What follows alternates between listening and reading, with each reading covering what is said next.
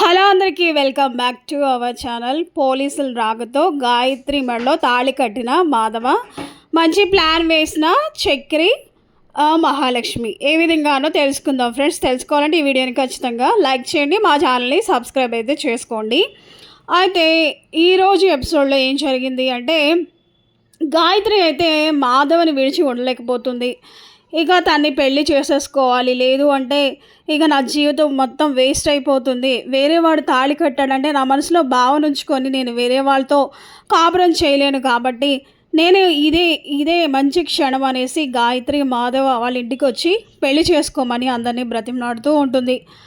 అయితే ఇక భావస్థానంలో నేను ఇంకొకరిని ఊహించుకోలేను, వేరే వాడిని పెళ్ళి చేసుకోను, తెగించి ధైర్యం చేసి బయటకు వచ్చాను. బావని పెళ్లి చేసుకొని ఇక్కడే ఉంటాను. తెల్లవారితే ఇంకొక వాడితో నాకు పెళ్ళి, వాడి భార్యనవుతాను. ఇప్పటికి నేను ధైర్యం చేయకపోతే ఇంకెప్పటికీ నేను ధైర్యం చేయలేను. నా పిరికితనాన్ని వదిలేశాను. ఇప్పుడు నా మనసులో ఎలాంటి భయం ఏమీ లేదు. నాకు ఇప్పుడు స్పష్టంగా అన్నీ తెలుస్తున్నాయి. దేవుళ్ళ లాంటి భావన వదులుకుంటే జీవితాంతం బాధపడాలి. అది నా వల్ల కాదు. గుడిలో ఎదురు చూస్తున్నప్పుడు ఇదంతా నీకు గుర్తుకు రాలేదా? ఇప్పుడు దేవుడు అప్పుడు ఎందుకు కనిపించలేదు? కనీసం మనిషిగా ఎందుకు చూడలేదు అని చక్రి అయితే నిలదీస్తాడు మన గాయత్రిని. నా తల్లి ఏం చేసిందంటే కత్తిపీట పెట్టుకొని బెదిరిస్తే నేను ఇంకేం చేస్తాను? గడప మీద నేను, గడప అవతల మీరు. నేను గడప దాడితే మా అమ్మ పంతానికి పోయి ప్రాణాలు తీసుకునేది. అందుకే ధైర్యం చేయలేకపోయాను అని గాయత్రి అంటుంది. నిజం చెప్పలేకపోయాను. నేను ఒక మామూలు ఆడపిల్లని, మహాలక్ష్మిలా ధైర్యం చేయలేను. రోజు రోజుకి బావ మీద ప్రేమ పెరుగుతూనే వచ్చింది. అందుకే ఇప్పుడు బావ కోసం వచ్చాను. ఇంకెప్పటికీ వదిలిపెట్టి వెళ్ళను అని గాయత్రి ఎమోషనల్ అవుతుంది. ముందు వాణ్ణి వదులు. అలా పట్టుకున్నందుకే నా నలుగురు కొడుకుల మీద కేసు పెట్టారు.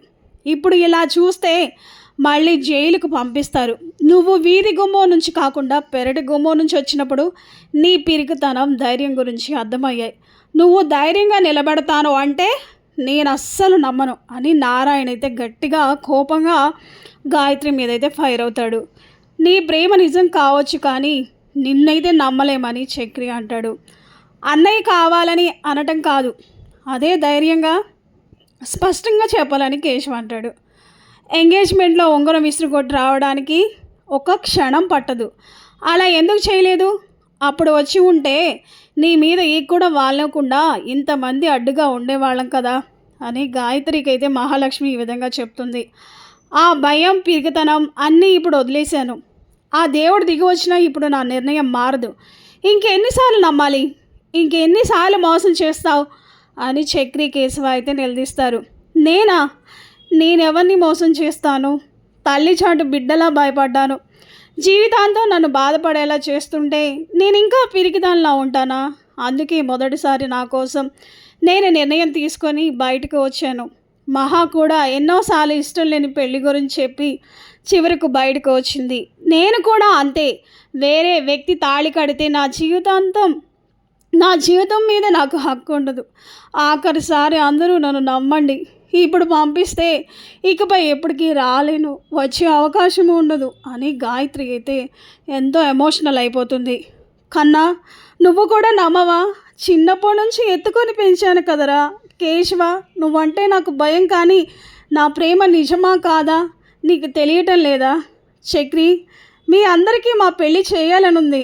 ఇప్పుడు నేను ధైర్యం చేసి వస్తే మీరు నమ్మటం లేదు. నువ్వేనా? నమ్మవా?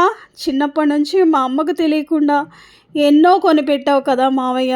మరి నేనే వచ్చి బావతో పెళ్లి చేయమంటే ఎందుకు చేయటం లేదు అని నారాయణ అయితే గాయత్రి గట్టిగా అడుగుతుంది. పిరికితనం పోయిందా? ధైర్యంగా నిలబడగలవా? మీ అమ్మా నాన్న వస్తే అని నారాయణ అనేసరికి లెక్క చేయను అని గాయత్రి చెప్తుంది. దీంతో అందరూ పెళ్ళికి ఒప్పుకుంటారు. ఇది నీకోసమే పుట్టింది, ఈ చేతిని వదలకు. మాధవ గాయత్రి చేతిలో చేయి వేస్తాడు నారాయణ. ఇప్పటికిప్పుడు పెళ్ళి ఎలా అని అంతా ఆలోచిస్తారు. ఇది మాట మీద నిలబడితే ఇప్పుడే ఇక్కడే ఈ ఇంట్లోనే పెళ్ళి జరుగుతుంది అని నారాయణ అంటాడు. ఈ ఇంట్లో పెళ్ళి జరగదు అని ఇక శాపం పెట్టింది. దాని కూతురు పెళ్ళే ఈ ఇంట్లో చేయిస్తాను అని నారాయణ అంటాడు. మరి మంగళసూత్రం ఎవరు కట్టాలి అంటే ఎవరికి కట్టాలనే పేరు రాసి ఉంటుంది అని చక్రి వెంటనే లోపలికి వెళ్ళి తాళిని తీసుకొస్తాడు. మాధవ్ని పెళ్ళి కొడుకుగా చేసి తీసుకువస్తారు. తాళి కట్టు అన్నయ్య అని చక్రి ఇస్తాడు.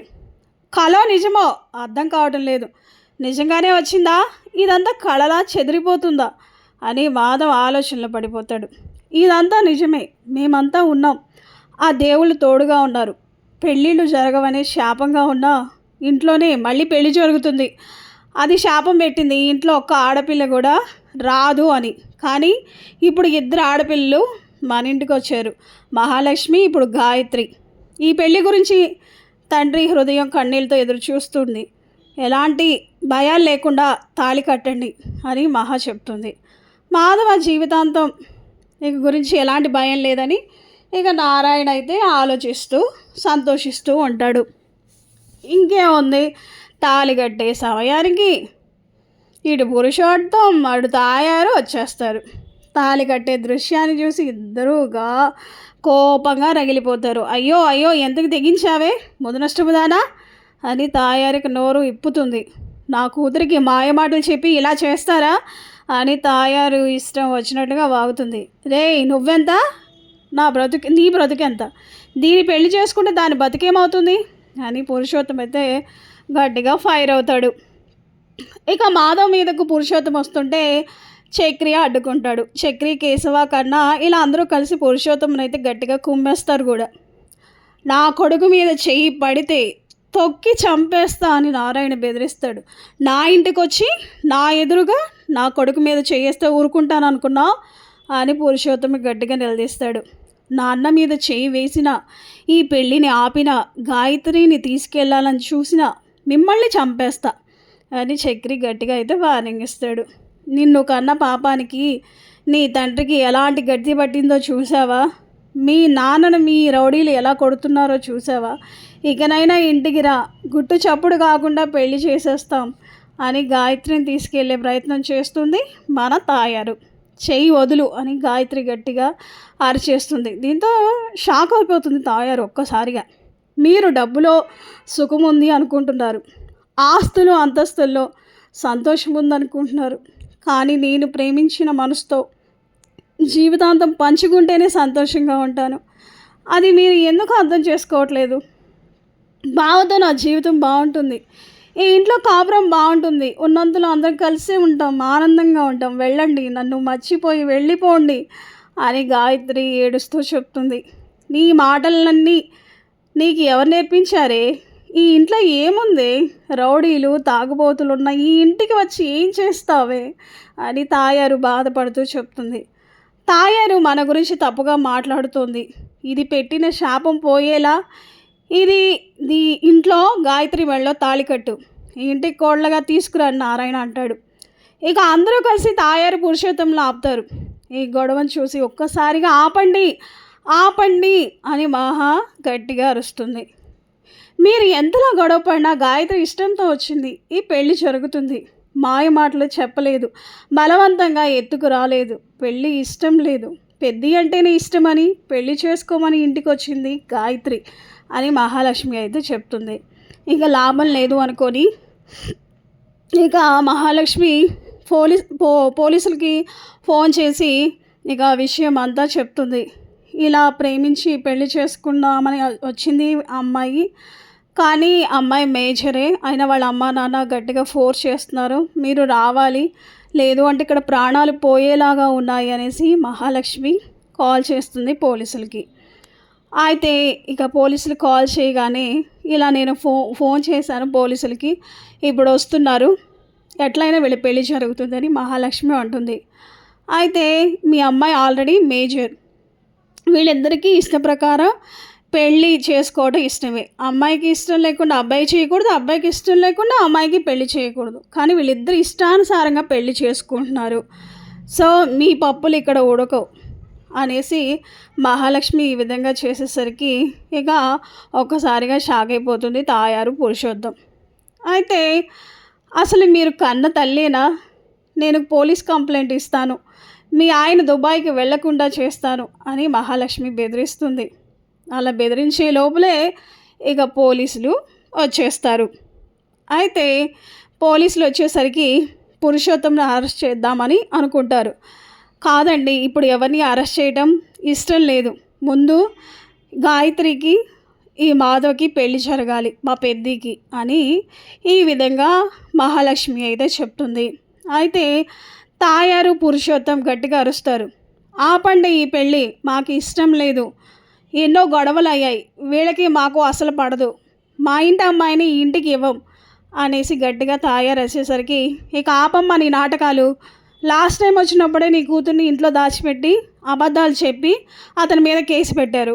ఇప్పుడు చూస్తేనేమో ఆ అమ్మాయే వీళ్ళింటికి వచ్చింది కదా, పెళ్లి చేసుకోమని అడుగుతుంది కదా, అతనేం ఎత్తుకు రాలేదు కదా అనేసి అంటే, లేదండి, నా ఇష్టానుసారంగా నా బావ అంటే ఇష్టం, రేపే పెళ్ళి, నాకు ఆ పెళ్ళి అస్సలు ఇష్టం లేదు, అందుకని నేను మా బావ కోసమని నేను వచ్చాను అనేసి ఇక ఈ విధంగా అయితే గాయత్రి చెప్తుంది.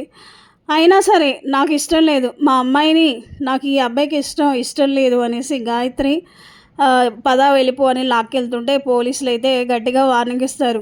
నేను మాటలతో చెప్తున్నాను, ఈసారి చేతులతో చూపిస్తాను, ఎందుకంటే అమ్మాయికి ఇష్టం లేకుండా పెళ్ళి ఎలా చేస్తారు? లాస్ట్ టైమే నేను చెప్పాను, లాస్ట్ టైమే ఆ అమ్మాయికి ఇష్టం లేకుండా మీరు ఇంట్లో ఉంచితే ఆ అమ్మాయి వచ్చి మా బావ అంటే నాకు ఇష్టం, వీళ్ళే అనవసరంగా కంప్లైంట్ పెట్టారు అనేసి చెప్పింది. అప్పుడే మిమ్మల్ని బొక్కలో వేయచ్చు. సర్లే, పెద్దలు గొడవ కదా, వీళ్ళిద్దరిని బలి చేయటం ఎందుకులా అనుకున్నాను.